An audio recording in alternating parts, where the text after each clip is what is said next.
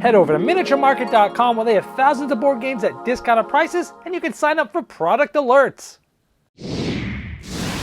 Hello my friends, it's the Game Boy Geek here. Recently I released a video called the top 15 games to start a game collection with, and this was intended for the audience of those who've maybe played Uno and maybe played Spades and Hearts and Monopoly and other games like that, but they hadn't really played any of the sort of more modern, hobby board games. And it was intended for that audience who could go to the store, get one of these games, and play it without having to be taught it by somebody else, like a gamer, that they could just kind of get in and have some fun. Well, this video is for that audience as well, but now they're ready for the next step. So these games are called sort of next step games, which have a little bit more going on than the list that I previously just talked about, but is still not those heavy strategy games. So this is a good next step to go. So let me talk about these. I'm going to give you 15 of them to check out.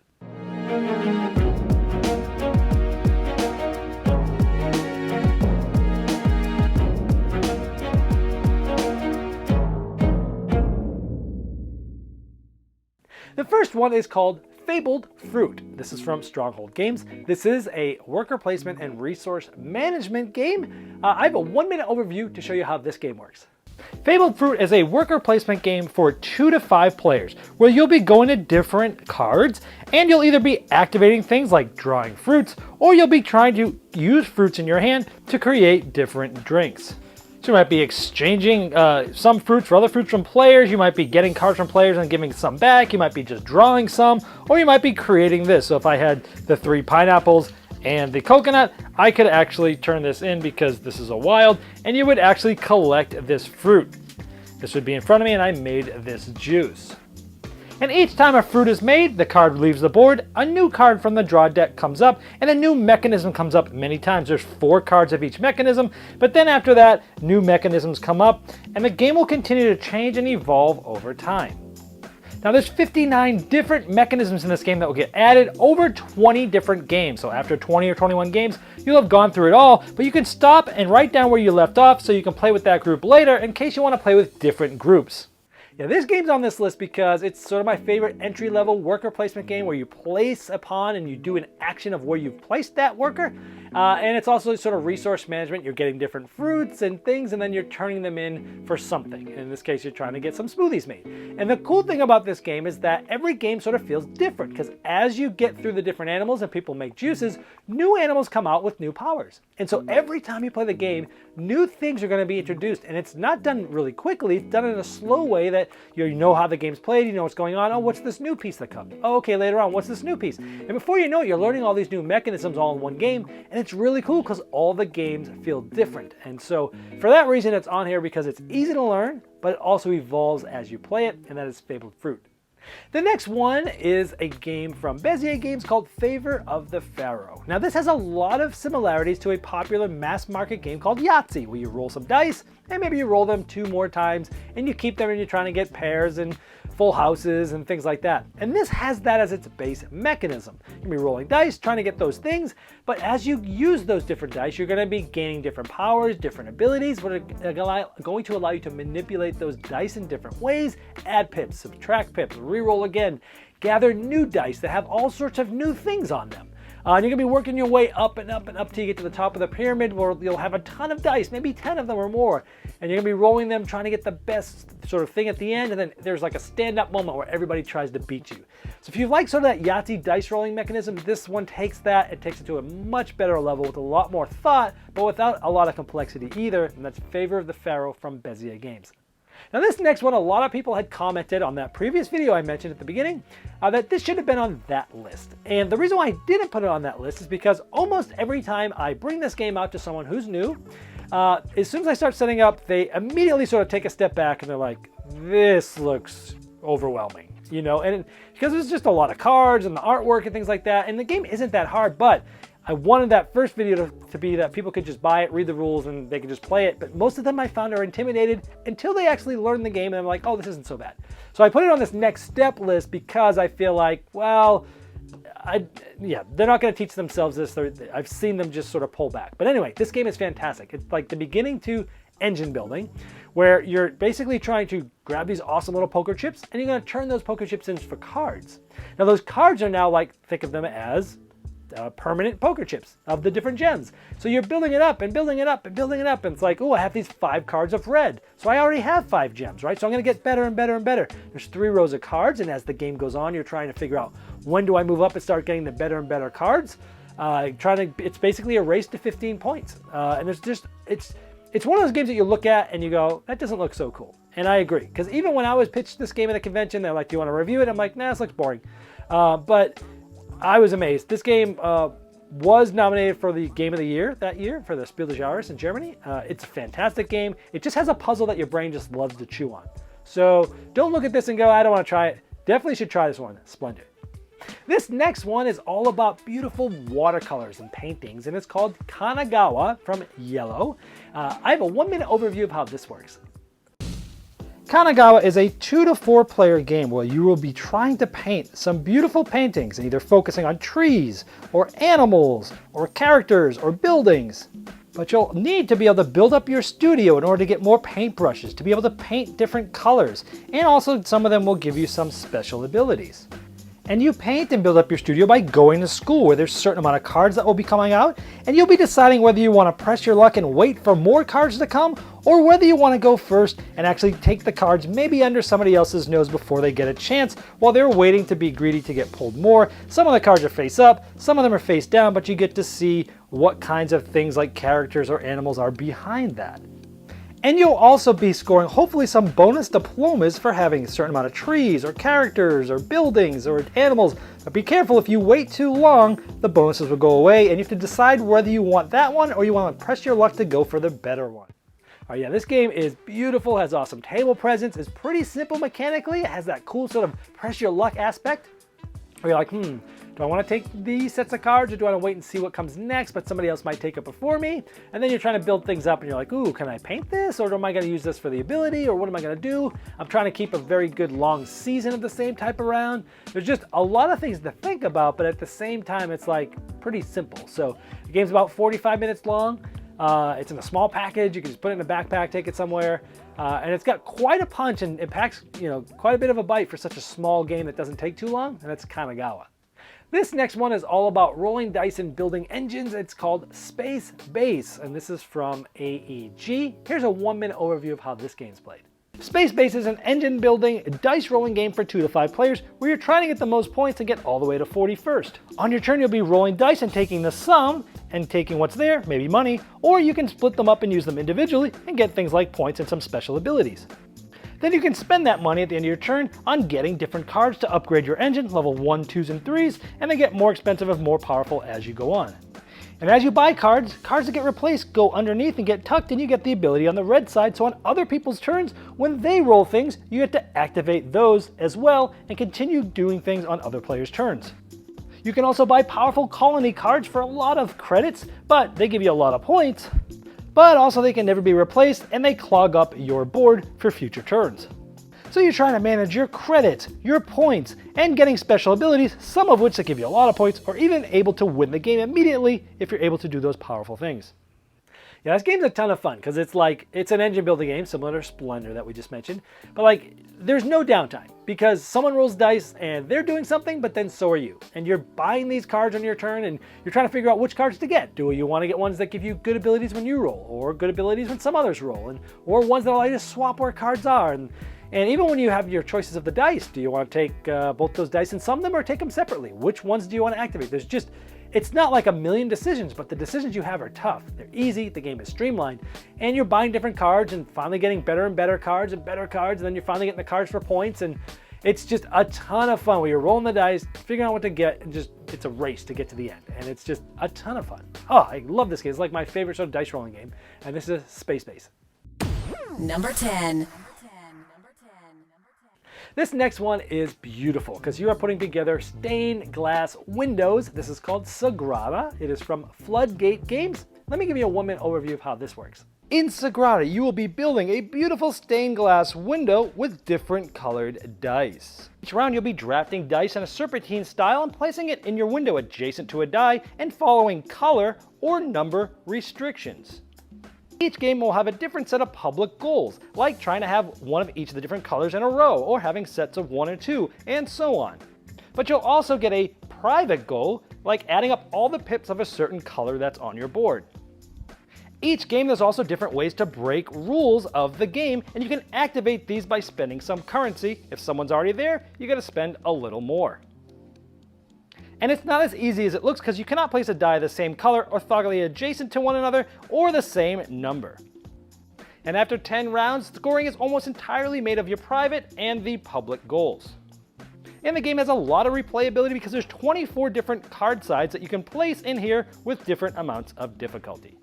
And not only is this game beautiful, but it's pretty simple. It's in sort of an abstract game though. You're drafting these beautiful dice, and then you're placing them in your own window with some limitations. Sometimes you have to place them in a specific spot because that's where that color or number needs to go. And you can't place dice, next to something that's the same color or number. But that gives you a good enough puzzle, and you're looking at what dice are available, you're looking at what the next player really needs or wants, and sometimes you're just taking the one they want, even though it's not the best one for you. Just mess them over, hate drafting they call it. But the game's very fun, the drafting gives a lot of tension, and every game feels sort of different because you have a different sort of card in your board that you're using. Also, there's different ways to score each game, and there's also different little tools and abilities each game. So lots of replayability.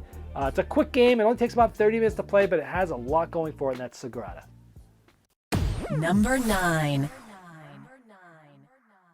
Now this next one is part of a trilogy of games that start with the word Azul. And Azul won the sort of German Game of the Year, Spiel des Jahres, and this is sort of the second one in the series of 3.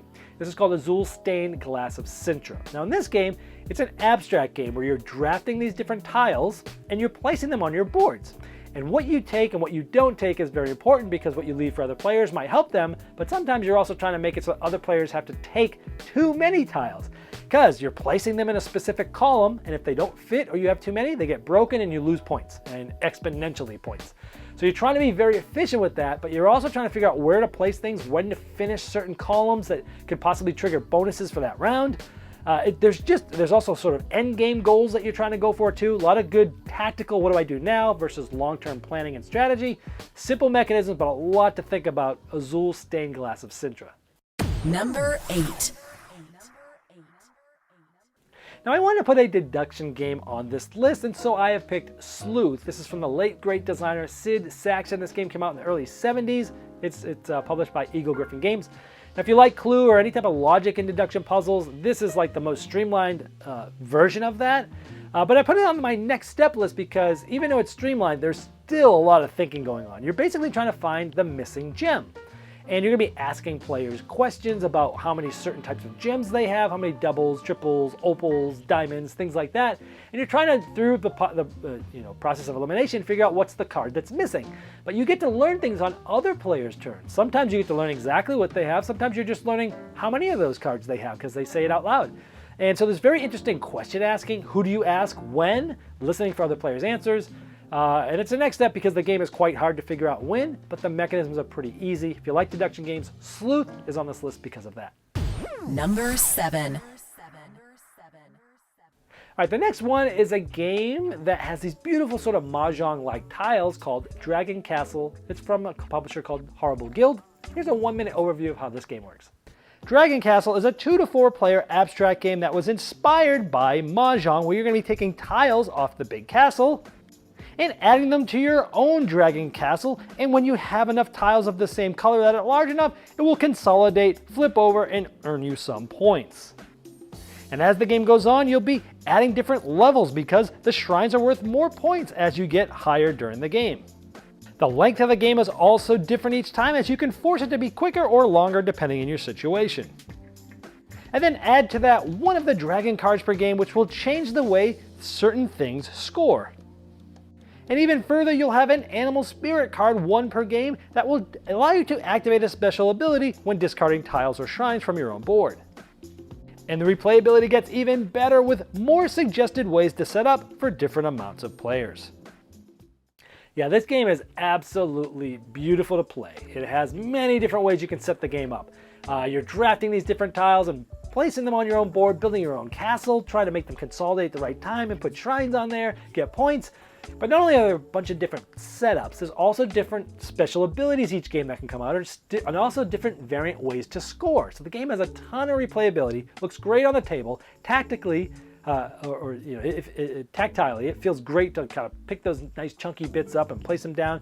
And you're drafting. You're trying to figure out, what should I draft now? What does the next player really need? Do I want to take what they really need? Do I want to build just really high right here? Do I want to spread out? It just depends. There's a lot of good decisions. It's sort of that next step thing, but the mechanisms aren't overbearing, and that's Dragon Castle. Number 6. Now on this list, I tried to put games that are all in print. This is the only one that's not currently in print, but I'm putting it on this list hoping that if the publisher sees this, they'll think about reprinting it. And if you like it, make sure you comment below and let them know so that they can maybe print this. This is called Cinque Terre. This is from Rio Grande Games. In this game, you're going around on a truck around the 5 villages, around the mountains, picking up different vegetables, and then going down to the port towns and you're delivering them. And so it's a pick up and deliver game, but the reason why I really love this game is you're trying to finish these goals, like, hey, have delivered this many oranges, and this and many this, and this many that.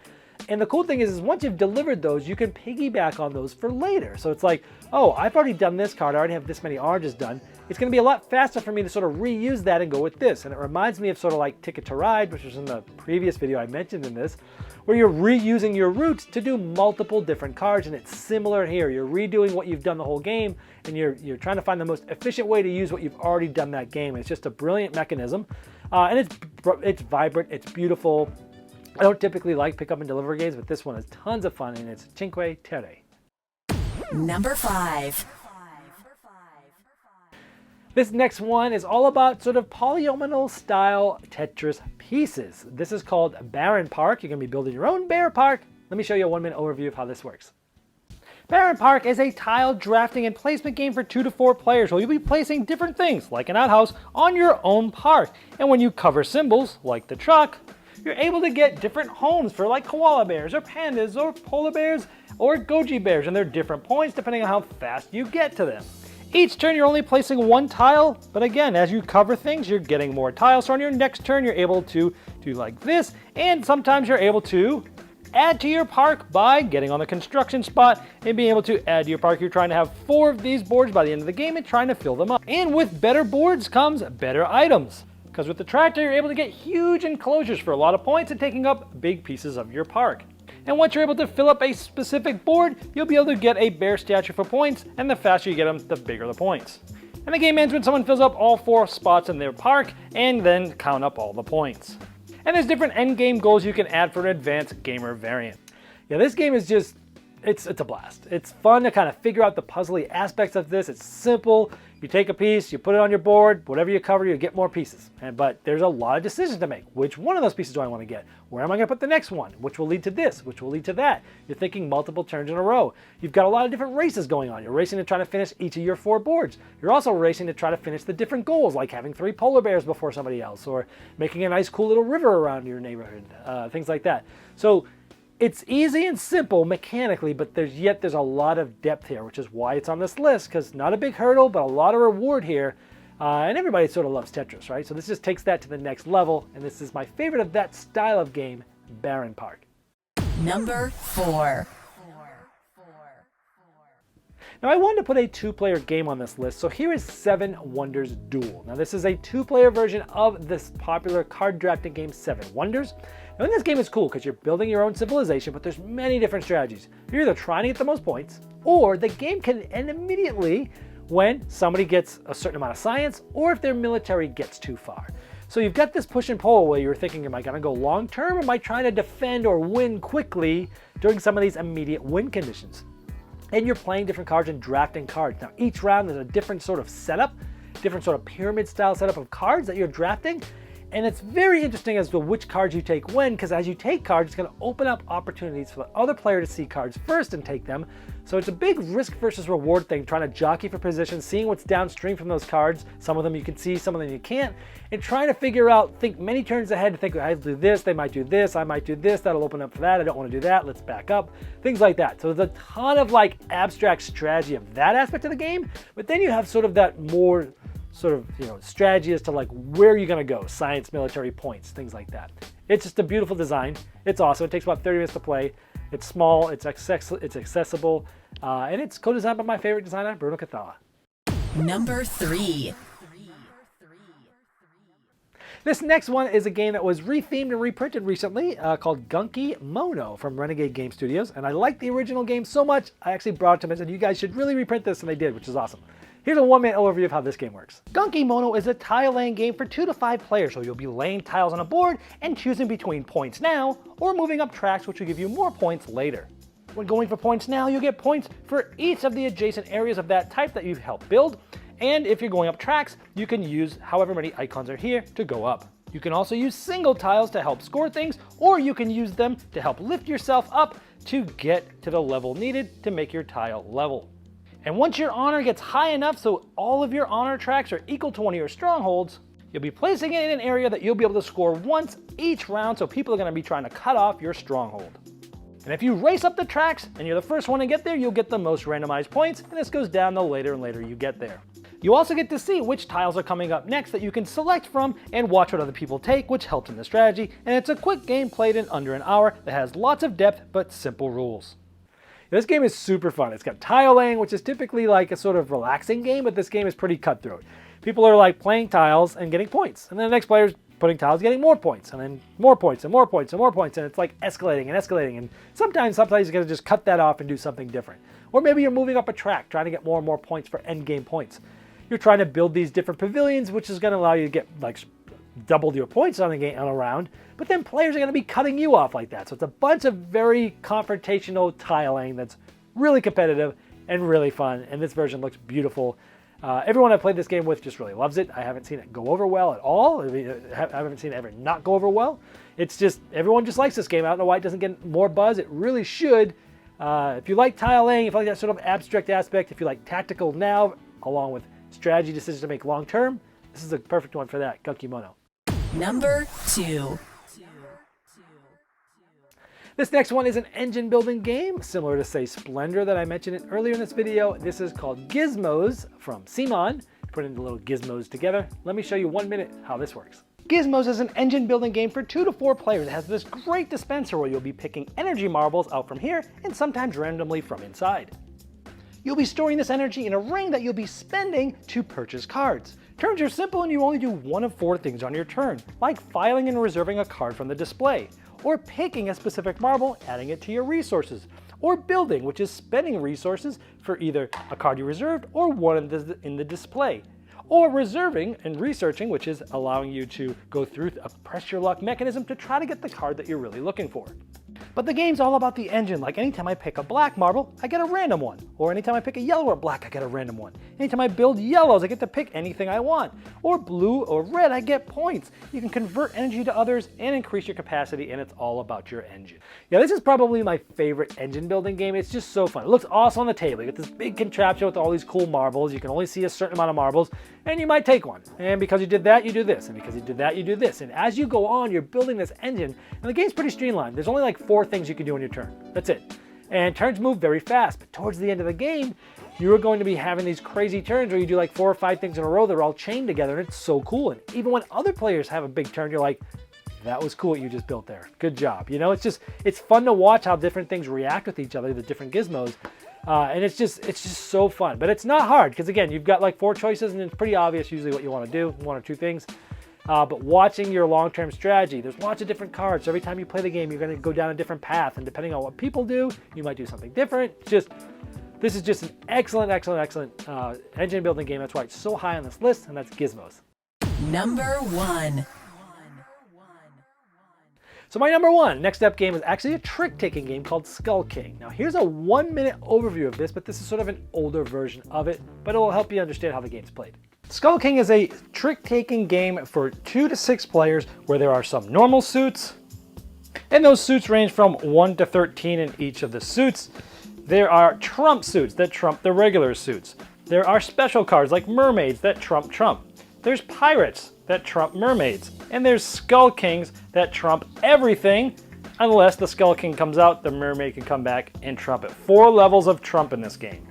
Match that with a simultaneous bid system where you're bidding how many tricks you take, and you only get positive points if you make your tricks. Or you can decide to bid 0 tricks and go for a huge reward or a very bad penalty if you don't get it. The game plays over 10 rounds. There's 1 card in the first round, up to 10 cards in the 10th round, scaling all in between for an interesting arc to the game. Yeah, so even though that was an older version, the new version that's from Grandpa Beck's here in North America is even better than that version. They got new art, they've got some new expansions in there too that come in the game. This game is fantastic. It's a next step game because I would never play this with someone who hasn't played trick taking because there's just too much going on. You've got all the different abilities that do all sorts of different things, and you've got regular suits, and then you've got trump suits, and then you got suits that can go anytime, and you got this beats that, and this beats that, and this wins everything, except when this, so a lot of little exceptions there. But once you understand the game, oh my gosh, it's amazing. I've introduced this game to a ton of people, and every person I've introduced it to, it's their favorite trick taking game. And just the way that the things ramp up. 1 card in round 1. You got 2 cards in round 2. And you get the tension of what are you going to bid. You got to get your bid perfect. Or you could try to bid 0 and get 10 times whatever round it is. It's like, oh, this game is full of tenseness. And then you've got the, all the different interactions with all the different abilities and such. It's just a beautiful design. It's my favorite card game, my favorite trick-taking game, and it's easily in my top 10 games of all time. It is just fantastic, but it's not hard to learn. Even if you know the basics of trick-taking, it's not too hard. But it's definitely not something I would recommend someone else just go out and buy if all they've played is Uno, because there's definitely a lot more going on here. But again, if you're looking for something that's sort of a next step, this game is just awesome, and it's always fun to pound on the table and yell yo ho ho, Anyway, so that's what you do when you bid. And so this is from Grandpa Beck's Games. This is called Skullcade. Well, there you have it. 15 games to look at if you have looked at those sort of games to start a collection with and you're looking for sort of some games that have a little bit more going on that give you more of a challenge. So I hope you found one that possibly you may love. And this has been the Game Boy Geek, breaking down barriers, growing relationships by helping you find the next one you'll love.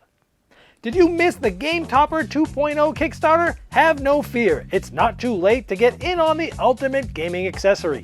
Convert your table into a high-quality gaming table with a fully portable Game Topper system and take advantage of some of the best 3mm premium gaming mats in the industry. New styles, new sizes, and new accessories can be yours. Upgrade every game you play by late backing now at GameToppersLLC.com.